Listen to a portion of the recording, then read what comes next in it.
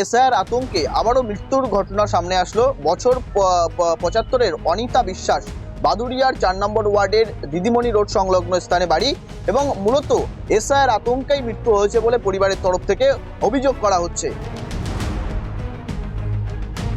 SIR আতঙ্কে মৃত্যু মিছিল অব্যাহত রাজ্য জুড়ে। কমিশনের প্রকাশ করা ভোটার তালিকায় গরমিল থাকায় শুনানিতে ডাক পান বাদুড়িয়া পুর এলাকার 4 নম্বর ওয়ার্ডের বাসিন্দা অনিতা বিশ্বাস। কিন্তু যাবতীয় নথি দেখানোর পরও কোনো সদুত্তর না পেয়ে আতঙ্কগ্রস্ত হয়ে পড়েন অনিতা বিশ্বাস। এরপর বুধবার ব্রেন স্ট্রোকে আক্রান্ত হন তিনি। তড়িঘড়ি বসিরহাট জেলা হাসপাতালে নিয়ে যাওয়া হলে মৃত্যুর সঙ্গে লড়াই চলতে থাকে।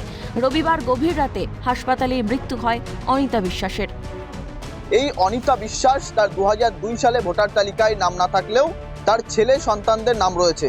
এই অনিতা বিশ্বাস 2002 সালের আগে থেকেই ভোট প্রদান করছেন ভারতীয় নির্বাচন কমিশনের আন্ডারে, কিন্তু 2002 সালে ভোটার তালিকায় নাম না থাকায় মূলত আতঙ্কগ্রস্ত হয়ে পড়েছিলেন। সবার 2002 সালে ভোটার লিস্টের নাম বেরোয়, আমার ঠাকুমার নাম বেরোয়নি, সেই জন্য খুবই টেনশন করতো।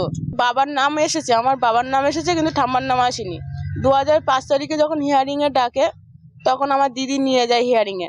এবারে 5 তারিখে হিয়ারিং এর পরে এসে ওনার তো মনটা খারাপ, টেনশন করছিল। তা আমি বললাম যে টেনশন করো না, ঠিক হয়ে যাবে কোনি।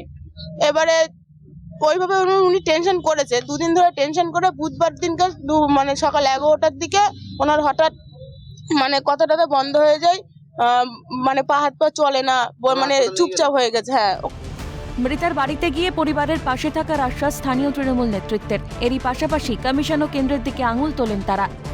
এটা যেন আমাদের মনে হচ্ছে যে একটা অপরিকল্পিতভাবে এত বড় একটা বৃহৎ কাজ, সেই কাজটাকে এত চটজলদি সময়ে যখন বাস্তবায়িত করতে যাচ্ছে, মানুষের কাছে এটা একটা অনেক বড় প্রেসার হয়ে যাচ্ছে। তারই ফল এই মৃত্যু। পরিবারের পাশে থাকবেন?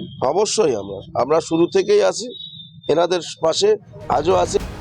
এসআইআর আতঙ্কে মৃত্যুর অভিযোগ মিথ্যা, অভিযোগ অস্বীকার স্থানীয় বিজেপি নেতৃত্বের। না, উনি অসুস্থ ছিলেন। এসআইআর আতঙ্কে মৃত্যু, এটা একদম মিথ্যে কথা।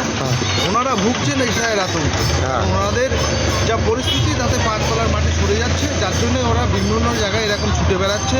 যেই মরে যাচ্ছে উনি বয়স্ক মানুষ, উনি দীর্ঘদিন ধরে অসুস্থ ছিলেন, ব্রেনের থেকে মারা গেছেন। আর ওনারা এটা রাজনৈতিক রং ছড়াচ্ছে যে এটা এসআইআর মৃত্যু। একদমই না, এটা একদম ভুল।